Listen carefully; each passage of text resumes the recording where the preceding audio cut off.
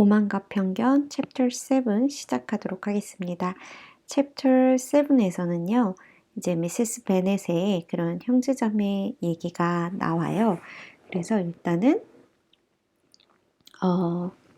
여동생과 남동생이 있었다라고 해서 미세스 필립과 에드워드 가드너가 나오죠. 근데 이제 메리턴 상업지역에 거주하고 있는 미세스 필립스가 나오고요.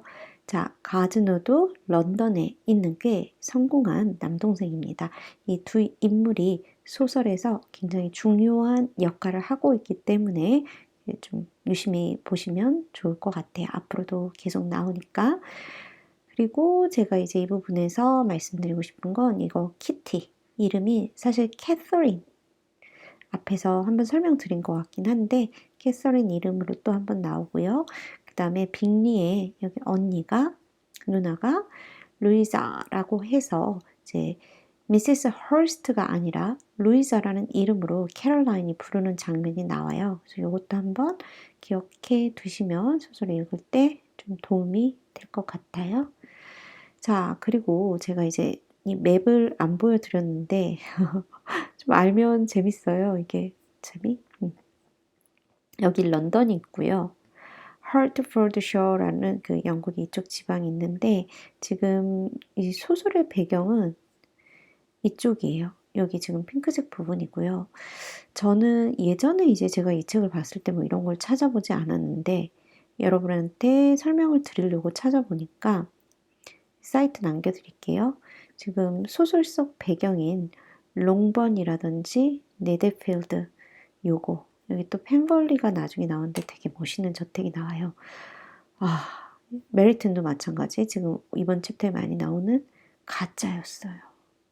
네, 저는 이게 실제 존재하지 않는 지명이라는 얘기를 이렇게 여기서 보고 막 되게 슬픈 거예요. 난 되게 재밌어가지고 진짜 있는 것처럼 생각하면서 지금 보고 있는데 뭐야 메리튼이 없는 도시야? 막 이러면서 그래서 일단 한번 그래도 들어가 보시면 재미있으실 것 같고요. 중요한 건 여기 이쪽 런던 옆에 인접한 곳에 이야기가 진행되고 있는 공간이다 정도 보시면 좋을 것 같아요. 롱본도 없는 곳이랍니다. 네. 자, 그리고 나서 챕터 7에 이제 중요한 장면이 시작이 돼요. 정말 중요한 키포인트입니다. 미스터 베넷의 property, 이 재산은요, consisted, 구성이 되어집니다. almost entirely in an estate. 자, 어떤 땅으로 부동산으로 구성이 되는데요. 이 부동산이 of 뭐냐면 2000 year예요. 1년에 2000파운드 정도의 이런 수입을 안겨다 준대요. 이게 무슨 말이냐면 지금 보시면 미스터 베넷 집안에 하인들도 있어요. 그리고 어떤 땅이 있어서 저택과 땅이 있어서 이 땅에서 농사를 짓는 사람들이 또 있을 거예요. 그죠? 그러면 그 땅에서 나오는 어떤 수입으로 농사가 됐든 뭐 어떤 것이 됐든 가축을 기르든 1년에 이런 수입이 꼬박꼬박 나온다는 거죠. 그죠? 근데 저는 이 숫자 나오니까 이제 재산 비교를 하게 돼. 빅리가 4천에서 5천 파운드였거든요.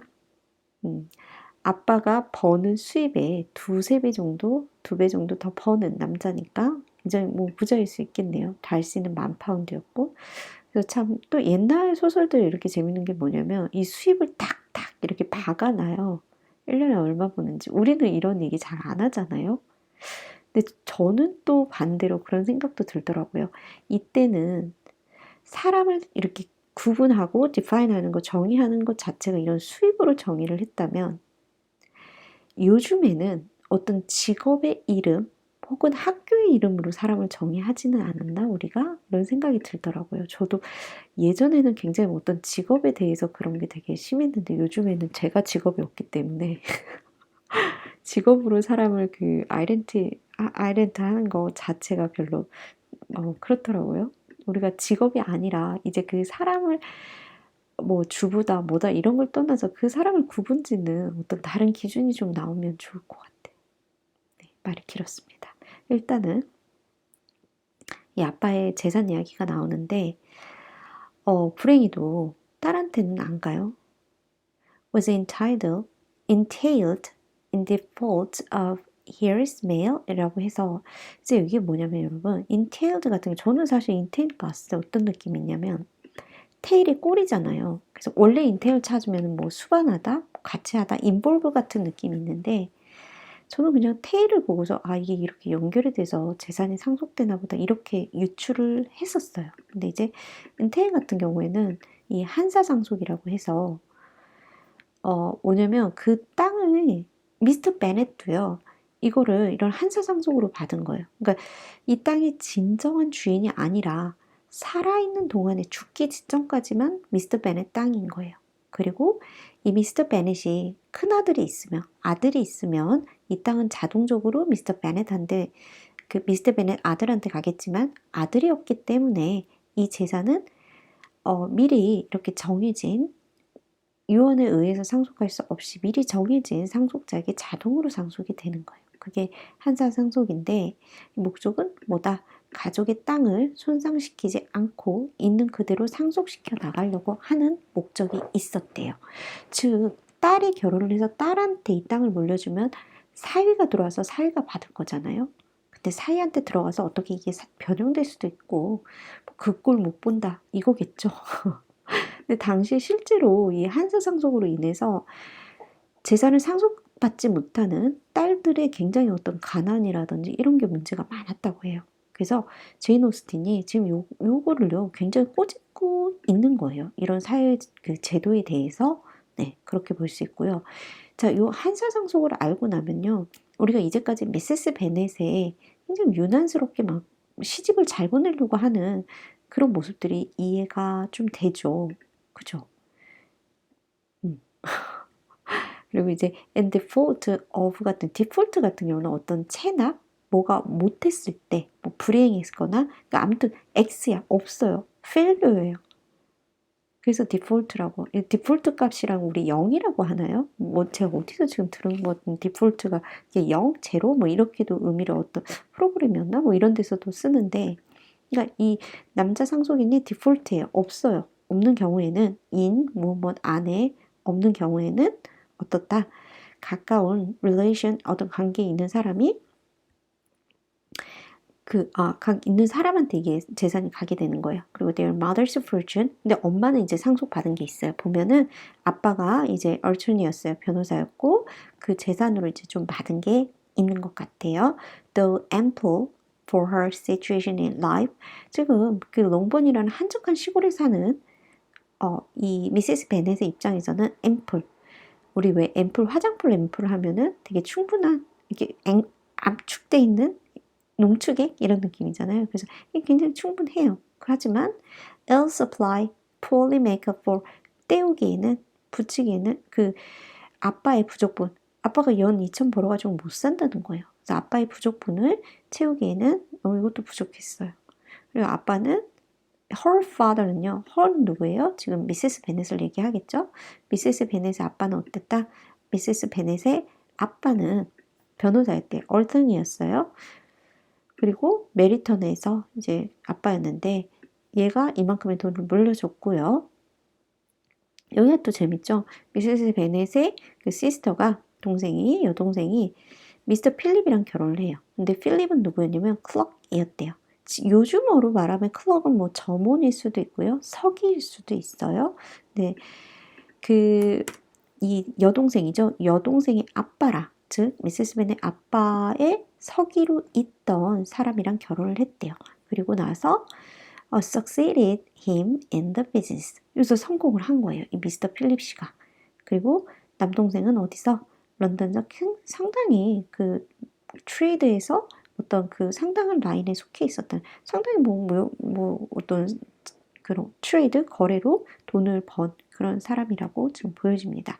근데 이제 여기서 보면 클럽과 제가 어토니 설명을 드리고 싶었는데 이제 어토니는요 요즘으로 치면 솔리시터 같은 느낌 그러니까 법정에 쓰는 변호사가 아니라 그냥 단순히 서류 작업을 하는 그런 사람이 어토니고요.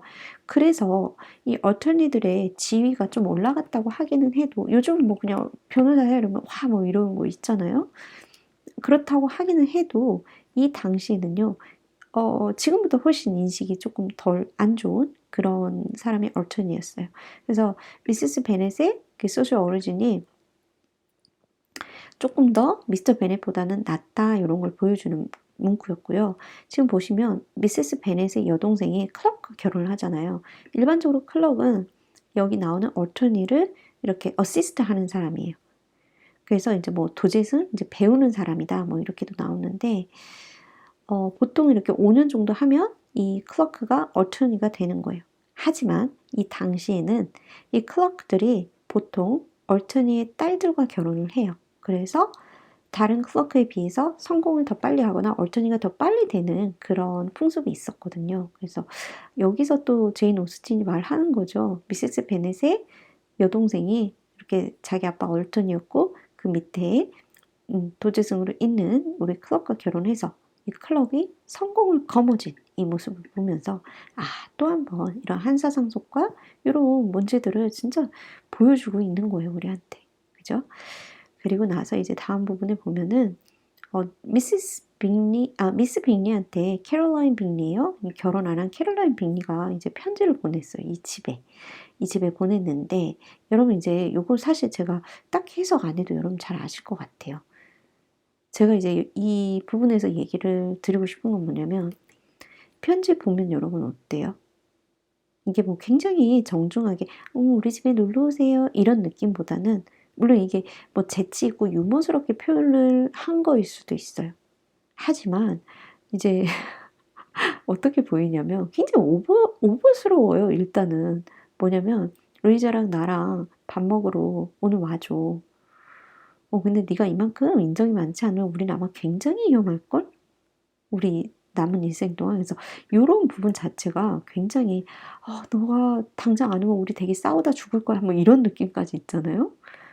그래서 오버하는 약간 그런 느낌도 있고 차 마시러 오세요 이런 거보다는 나의 어떤 이익에 의해서 시작을 하고 있는 게 보여요. 그리고 나서 이제 이거 제가 발음 잘못하면 불어예요. 이거는 링크 따로 남겨드릴게요.